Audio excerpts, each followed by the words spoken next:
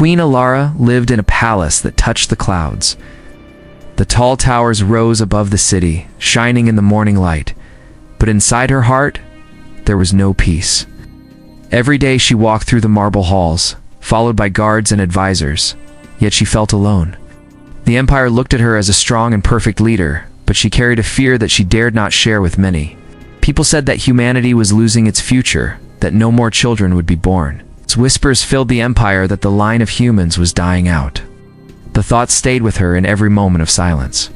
Her council spoke of alliances and marriages, urging her to think of duty and not of fear. They told her she must choose a partner to secure her throne. But Alara wondered if marriage could change anything, when she was not even sure she could bring life into the world. When the nights grew quiet and she sat by the tall windows, she wondered if the human race would simply fade away, leaving behind only stories carved into stone. One evening, she gathered her council in the great hall.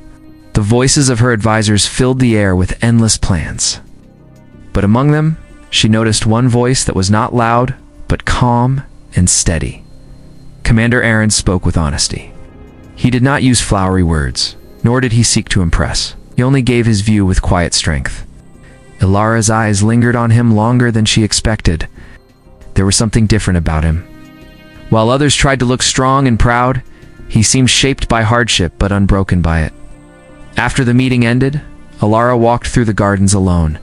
The stars above the palace were bright that night. She found herself thinking of Aaron. He had grown up in the ruins of old cities, carrying scars from a world that had almost fallen apart. Yet he stood tall, unshaken, ready to serve not just with his sword but with his heart. Something about his presence made her feel less heavy inside. As days passed, their paths crossed more often. First it was only during meetings, then later in the palace corridors. One evening she found him walking in the garden, and their steps fell into rhythm together. They spoke not as queen and soldier, but as two people who understood what it meant to live with fear and still hope. She shared with him the burden she carried, the doubt that weighed on her more than any crown. She told him of her fear that humanity was ending, that perhaps no child would ever be born again. He listened, his eyes steady, his silence full of respect. When he finally spoke, his words stayed with her. He said that humanity had always survived the impossible. Wars, hunger, storms, none of it had broken the human spirit. He said that hope was not yet lost, and as long as even one person believed, the line of humans would not end. Alara felt something shift inside her. She had heard many speeches from her council, but never words so simple and true. In that moment, the distance between Queen and Commander faded, and she felt close to him in a way she could not explain.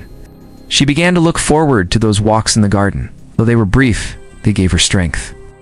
When she faced the court in the day, she wore her crown with pride, but when she met Aaron at night, she let her guard fall. With him, she did not need to pretend. For the first time, she wondered if her fear might not be the end, but the beginning of something she had yet to understand. Commander Aaron was a man shaped by hardship. He had grown up in the broken remains of cities that had once been full of light and life. The walls of those ruins still carried marks of fire and war, and he had learned to survive among them. When Alara first spoke with him beyond the council chamber, she saw the truth in his eyes. He was not a man who had lived an easy life, but he was not bitter. His strength came from struggle, and that strength gave her comfort. She began to find reasons to meet him more often. Sometimes she asked him to walk with her in the gardens after the evening meal. Sometimes she called him to her study to ask about the state of the outer provinces, even when she already knew the reports. What mattered was not the answers he gave, but the time they shared. The palace was always filled with voices that sought to flatter her, to bend her toward their will, but Aaron spoke only the truth. His honesty was rare, and she valued it more than she could say. In the gardens, they spoke of many things. She told him of her fears, of the burden of being the last hope of her people. She admitted that she lay awake at night, wondering if she was failing everyone who looked to her for strength. He listened without judgment. When he did speak, his words were simple. He reminded her that fear was not weakness, that even the strongest carried doubts. He told her that he too had felt despair, yet he had chosen to keep moving forward. Hearing this made her feel less alone. With time, their talks grew softer, more personal. He told her about his childhood among the ruins, about the nights when hunger gnawed at him, and the mornings when he stood to fight again. He told her about the people he had lost and the few he had saved. She listened with care, seeing in his memories the story of a man who never gave up. In his presence she felt safe, as if the walls of her palace were not built of stone but of trust. There were nights when they walked under the stars, and she felt something unspoken pass between them. The silence was full of meaning, as if their hearts understood what their words could not yet say. She began to look for him in the halls, to notice the sound of his footsteps, the calm in his voice. He became more than a commander to her. He became a part of her days, a steady presence in the storm of her duties. Rumors soon began to stir among the servants and guards. They noticed how often the queen sought the company of the commander. They whispered in corners about the quiet bond forming between them. Some were pleased, believing it gave hope to see their queen cared for by a man of the people. Others frowned, fearing what it could mean for the throne. Lara heard these whispers, but she did not let them guide her heart. She knew that in Aaron she had found someone who saw her not as a crown, but as a woman who carried doubts and dreams. One evening, as they walked along the palace walls, she stopped and looked at him with steady eyes. She asked if he ever feared the end of humanity. He was silent for a moment, then said that humanity had always lived on the edge of endings. Every war, every famine, every storm had threatened to erase them, yet they remained. He said that humans were not defined by fear of endings, but by their will to begin again. His words touched her deeply. She felt hope stir inside her, fragile but alive. From that night on, she carried his words with her into every council meeting and every silent hour. When doubt tried to darken her thoughts, she remembered the way he had looked at her, steady and sure. She began to believe that perhaps the end was not as near as she once feared. Perhaps with him beside her, a new chapter was waiting to be written. The palace grew quieter as the months passed, yet in that silence, Queen Alara began to notice small changes within herself. At first it was nothing she could name, only a weariness that did not leave her, even after rest. She thought it was the burden of her duties, the endless hours spent in counsel and judgment, but soon she felt a shift deeper than weariness. Her body was different, her heart beat faster, and her thoughts turned restless at night. She kept these feelings to herself, not ready to speak of them, even to Aaron. Yet the whispers of doubt grew stronger in her mind. She wondered if it was her fear taking shape in her body, a trick of her imagination. One morning when she rose to meet her council, she nearly stumbled. The advisors urged her to see the healers, and at last she agreed. They came to her chambers with their tools and their careful hands. They studied her with quiet voices, their faces pale with wonder. When they returned with their answer, their eyes shone with something between fear and joy. They told her she was with child. Alara could not breathe for a long moment. Her hands trembled as she gripped the edge of her chair. The words struck her like thunder. She had carried the fear that humanity was ending, and now within her grew the very proof that life was still possible. Tears welled in her eyes, but she did not let them fall before the healers. When they left, she sat in silence, pressing her hand against her belly, feeling both fragile and strong.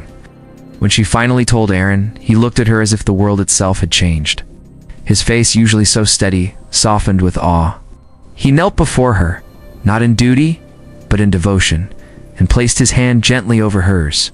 No words were needed. The silence between them was filled with a promise that he would protect not only her, but the life they had created together. In that moment, Alara felt a peace she had not known in many years. Soon the news spread beyond the palace walls. Servants whispered it in the kitchens, guards carried it to the barracks, and within days the city knew. From there it traveled across the provinces, moving faster than any decree.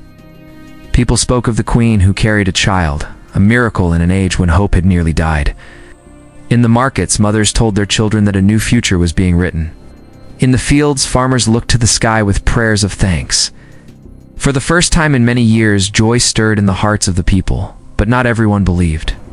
Some whispered that it was a trick of politics, a story made to bind the people tighter to the throne. Rivals in the court spread lies, claiming the queen was deceiving them. They said no child could come into a world so broken. Yet the doubt of her enemies could not erase the fire of hope that spread among the common folk. They wanted to believe, and that belief was stronger than fear. Lara carried herself with quiet dignity through it all. though her body grew heavier, her spirit seemed lighter. She walked the palace halls with her head held high, her hand resting gently on the life within her. Aaron never left her side, standing guard not only as a commander, but as a man who had given her his heart. He bore the weight of every whisper and every threat, protecting her from shadows within and beyond the palace. Alone at night, Ilara would stand by her window and gaze at the city below. She thought of the generations who had suffered and survived, who had built and rebuilt, who had carried humanity through fire and ruin. Now it was her turn. Within her was not only her child, but the answer to centuries of fear. For the first time in her life, she no longer questioned the future. She believed in it. She believed that life, fragile yet unyielding, had chosen to return. And in her heart, she knew humanity would endure. The news of the Queen's child spread far beyond the palace walls, reaching villages, farms, and towns across the land. Everywhere people spoke of it. Old men lifted their heads with pride, women whispered prayers of thanks, and children listened with wide eyes as their parents told them that a new life was coming. For the first time in many years, the air was filled with more hope than despair. Soldiers trained with fresh strength, believing they were protecting not only a throne but a future. Farmers tilled their soil with renewed care, feeling that the earth itself might answer with abundance. Inside the palace, joy mixed with caution. Ilara walked the halls with calm grace, though she felt the weight of every watchful eye. Her hand often rested gently on her belly, and each time she felt a movement within, her heart swelled with wonder. She knew this child was more than her own. It belonged to all who had feared the end of humanity. Aaron stayed close to her always, his presence a shield against both doubt and danger. He stood not as a commander alone, but as a man whose devotion had become unshakable. Not all voices welcomed the news. Within the council chamber, some advisors spoke with cold doubt. They questioned if the child was real, if perhaps the Queen's healers had misled her. They whispered that it could be a trick to hold the empire together.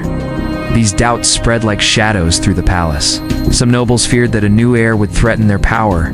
Others wondered if the people's loyalty would turn away from them and rest only with the Queen and her child. Plots began to form in secret corners, and Aaron could feel the stirrings of unrest. More than once, he caught wind of threats against the Queen. Messages hidden in plain sight warned of betrayal. But he never left her side, even when he knew danger walked near.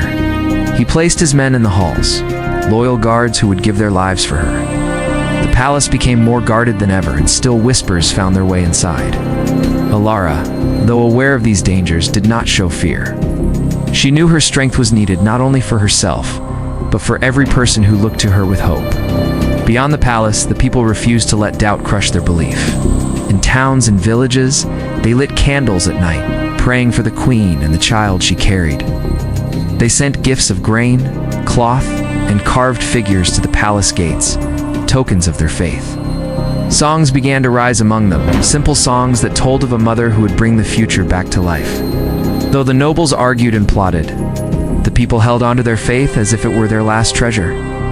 As months passed, the Queen's body grew heavier with the child, and with it the weight of expectation.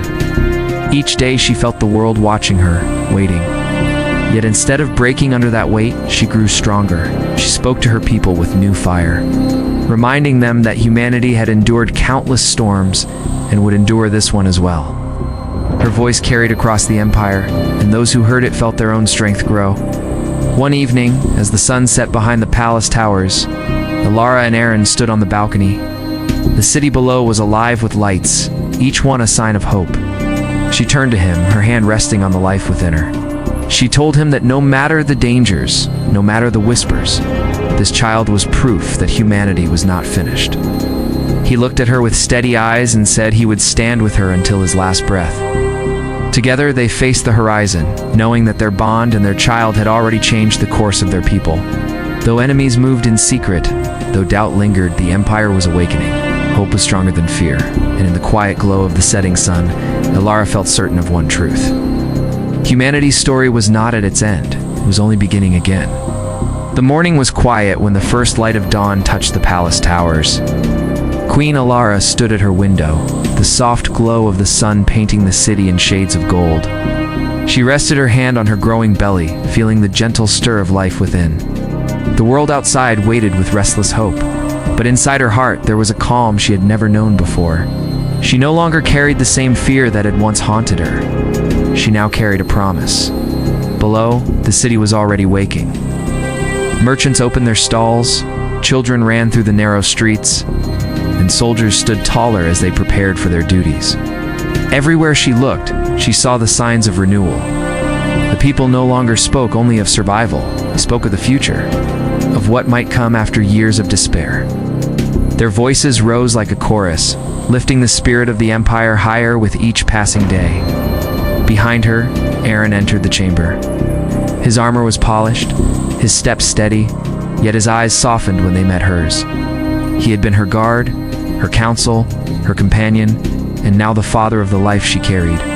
He walked to her side and stood close, the quiet strength of his presence filling the room. They did not need many words between them. Their bond had been forged through truth, and it spoke louder than anything else. As the weeks passed, the palace became the center of the empire's hopes. Messengers arrived daily with letters, gifts, and blessings from every corner of the land. Some came from villages that had once been forgotten, others from soldiers at the borders. Each gift carried the same message: belief in the child who would carry humanity forward. Lara received them with gratitude, though she knew the greatest gift she could give back was to remain strong. Not all was peaceful. Rivals still moved in the shadows, waiting for any chance to cast doubt or spread fear. But each time a rumor arose, it was met by the voices of the people. The bond between queen and people grew so strong that no lie could weaken it. Even the nobles who had once doubted now began to bow their heads, seeing that the tide of hope could not be turned back. Aaron's loyalty and vigilance kept her safe, but it was the faith of the people that kept her spirit unshaken. In the final months, Ilara often stood on the balcony at night, looking out over the glowing city. The stars above seemed brighter than before, as if the heavens themselves were watching. She thought of the long years of silence, when it seemed no new life would come into the world. She thought of the tears she had shed in solitude, and the fear that had pressed on her heart. Now all of that seemed like a shadow fading away. In its place stood light, fragile, yet unyielding. On one such night, she turned to Aaron and asked if he believed their child would change the world. He smiled in his quiet way and said the child had already changed it. He reminded her that the people no longer looked to the past with sorrow, but to the future with hope. That was the power of the life they awaited. Her eyes filled with tears, not of sadness, but of gratitude. She knew he was right. As dawn came again, the queen prepared to face her people. She stepped out onto the balcony, the morning air cool against her skin. Below her, the city was alive with cheers. Men, women, and children gathered in the square, their faces lifted toward her. She raised her hand in greeting, and the sound of their voices swelled like the tide. She felt the life inside her move again, a gentle reminder that the legacy of humanity was alive and growing. In that moment, she no longer questioned the path ahead. She no longer doubted the future of her people. She knew that the strength of humanity had always been to rise after the fall, to build again after ruin, to hope when hope seemed lost. The child she carried was not only hers, but theirs. It was proof that life would go on. As the cheers of her people echoed through the air, Queen Ilara stood tall beside Aaron, her heart steady with belief. The human legacy was no longer a dream. It was real, and it was waiting to be born.